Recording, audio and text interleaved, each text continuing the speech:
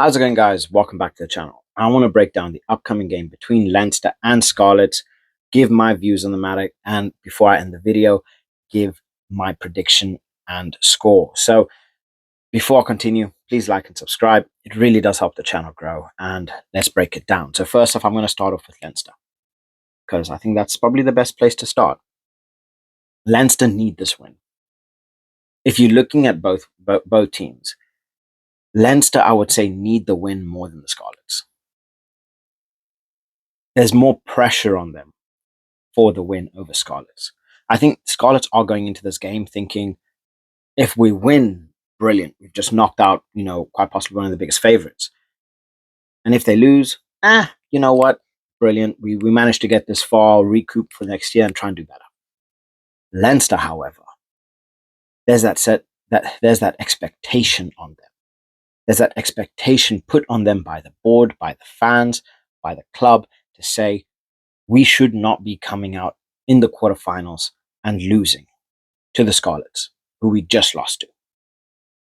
Now, albeit Leinster played practically their fourth division side up against Scarlets when they did lose, which honestly I feel that was poor game management and man management from Leo Cullen. I know there are a lot of people that are upset with Leo Cullen as well because of his game management, obviously getting kicked out of the Champions Cup by Northampton. But I feel that there's no excuses anymore. There's no room for excuses anymore. Nia Naber, Leo Cullen need to be better. Because either they need to change or they need to be changed to see better success at Leinster. Now, I don't know what side of the fence you guys are on in relation to that. Because honestly, I don't know myself. I just feel that something needs to change. Because this seems to be becoming more of a habit, more of a legacy than, mistakes here and there.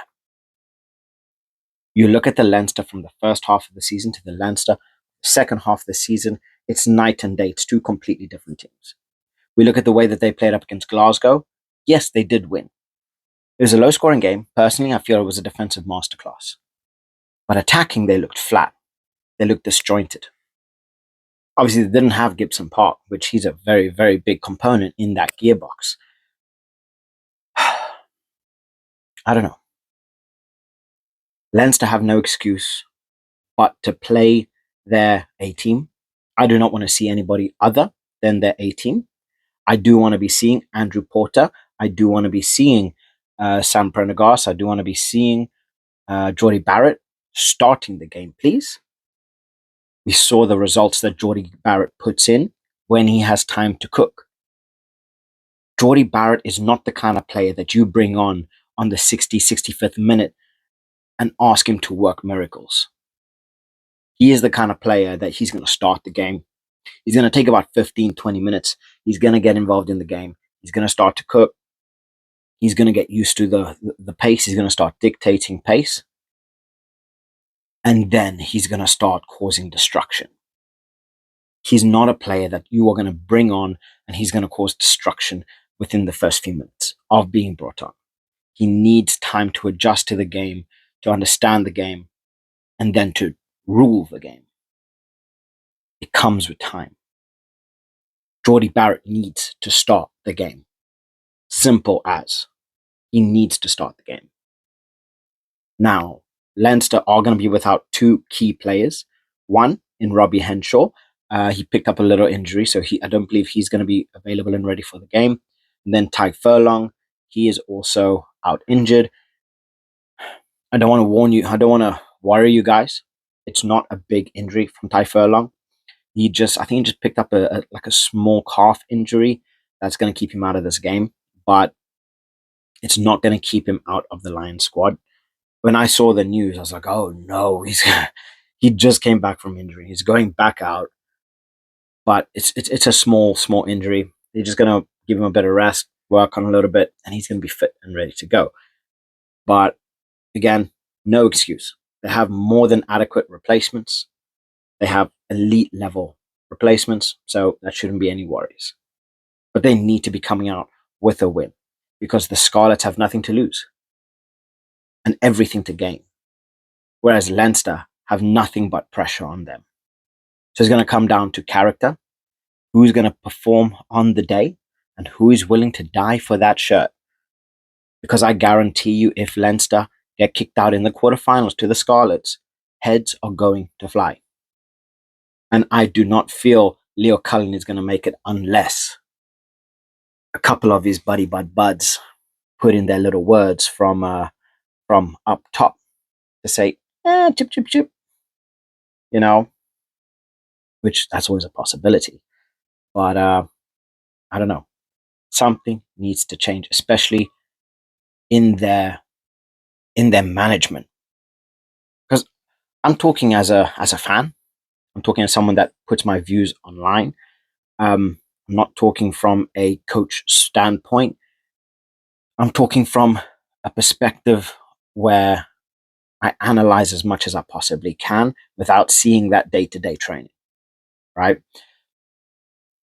But when they're coming into very, very important games, it just feels like decisions that they are making are confusing. And obviously, they have reason to their decisions, or whether it's the right decisions. That's what wins you titles. Making key decisions at the right time. I just feel that is something that they are lacking at the moment and been lacking over the past couple of years. Because over the past couple of years, I've always found that there have been stupid decisions come the back end of the seasons. Again, you look at how dominant Leinster were for 3/4 of the season. When it comes to finals, coming into this quarterfinal, it's different. It's going to be very, very different. Let's see what team Leo Cullen decides to choose. But then we move on into the Scarlets. Like I say, they have everything to win, nothing to lose. They're coming into this game. If they manage to beat Leinster, it's a massive upset, getting into the semi-finals. And like I say, everything to win. It's perfect for them, right? It's just that extra ladder. They've managed to work their way into the quarterfinals. Yes, they did lose to the Sharks. Going to South Africa is not an easy feat. It was a relatively low-scoring game. The Scarlets held themselves pretty well. I cannot argue with that. They played pretty well, even though they did lose. And then you look at the Scarlets themselves. So they lost 12-3 to the Sharks. They beat the Lions 32-19, again in South Africa. They then ended up beating Leinster 35-22. And then prior to that, they beat the Dragons 31-23. And then the last game that they ended up losing was to the Ospreys 36-14. So out of the past 5 games, they've got 3 wins. And they are bound to be buzzing. Going into the semi-final, they are going to be buzzing. They're going to be ready for this game. And honestly, I think they do have a small shot at coming away with this. I really, really do. They are the biggest underdogs here. I don't think anybody genuinely would have expected the Scarlets to be getting into the playoffs. But they have their players that have been playing pretty well. It just comes down to, can they handle the pressure on the day? This I do not know. Only time will tell. But I guarantee you, they are going to work their backsides off. And they're going to need to. Especially when you have a player like your Andrew Porter, who is willing to smash into you, gain meters, and then tire you out. Players like, I don't know, Ronan Kelleher, obviously Type Furlong, he is injured, but I mean, we look at the last game up against Glasgow, right? They had absolute monsters on the field, but I just feel that without Gibson Park, they felt disjointed, broken. They're going to need to do a lot. They're going to need to change a lot to come away with a win up against the Scarlets. There is no easy game in the URC. There is definitely no easy game in the playoffs. And honestly, Leinster have the easier of the run-ins compared to the other teams. And I don't want to talk bad on Scarlets. Even Scarlets fans will probably agree with me. Going up against Leinster in the quarterfinals is a tough task, and they are definitely favourites to win. There's no doubt about that. But it comes down to the heart. You look at the Saints, what they did to Leinster. It is possible, depending on how badly you want it. And I think they are going to take into consideration that Leinster have been feeling flat. They are defensively brilliant, so they are going to be very, very hard to break down. And they're going to rely a lot on players like not me, uh, Williams. I think Williams is going to need to have a very, very, very good game because, like I say, they are not going to be. They are not just going to sit down and give up. They're going to fight with everything. They are literally going to fight with everything. So we look at the backs, they are going to have to deal with so much pressure. But if they are able to find those inside lines on Leinster, I think they could find a little bit of joy. Just a little bit of joy. So they are going to rely a lot on players like Rogers, to really work that space out wide. And then, potentially players like Costello or Fafita, they're going to have to be working on that pressure. So I don't know what team is going to end up is going to be chosen by the Scarlets, but no matter what team it is, they are going to need to put in a very, very good performance, a very strong performance, because Leinster are going to demand nothing less than absolute brilliance. Because even on a bad Leinster day, they are still better than a majority of teams in the URC, as we saw up against Glasgow. Because we could go into this game and we could potentially see Leinster come through with 80, 90 points relatively easily.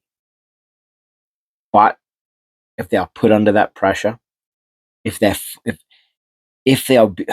are able to control the breakdown, if they are able to be faster on that ruck and those clean outs, I think they could have a really, really good shot at this. But Leinster are so dominant when it comes to their to their rucks. They are so dominant when it comes to their scrums. It's hard to defend up against a scrum or a walking maul of Leinster. It is very, very difficult. And then on top of everything, in the lineouts, you have to compete with a player like Archie Snyman. That is not fair. So it's going to be interesting to see what sides get put up. Obviously, once the sides have been released, I will be naming them all, and I'll do another video on it. But this is going to be an interesting game. It's a horrible pick for Scarlets, and this should be the easier run for Leinster.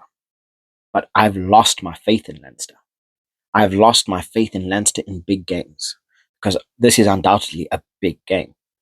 And when you have an underdog coming in like the Scarlets with that momentum, I think that's going to scare Leinster a little bit. Well, I don't necessarily say scare. I think it's going to put them. It's going to put them on their guard. It's going to make them overthink. And if the Scarlets play their, if the Scarlets play their cards right, we could definitely see a Scarlets win here. However unlikely, which is probably like a 5% chance of happening, you never say never, because the Northampton Saints, they were counted out. Nobody thought Leinster were going to lose to the Saints. When I made my video, people were calling me stupid. They were calling me ridiculous. They were saying I do not know anything about rugby. It happened. It's possible. So Scarlets, believe in yourselves. Because if there's ever a time to be playing Leinster, it is now, where they are disjointed, where they look flat, where they are unable to work those phases as quickly as they normally do. But the fear is going to come in with Gibson Park if he plays, because you know how quickly that man moves the ball. So I want to hear what you guys think. Are we going to see another Leinster run out and absolutely destroy the Scarlets? Or are we going to see the Scarlets come back, put in a brilliant, heartfelt performance, give everything, practically crawling off the floor, come away with a win?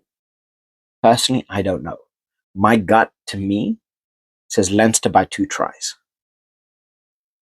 But I don't feel this is going to be a ridiculously high-scoring game. I feel Leinster are going to get up into the 20s, and the Scarlets are going to get 10s. Maybe 10, between 10 and 15 points. So let me know what you guys think in the comment section below. Please like and subscribe. And catch you guys in the next one.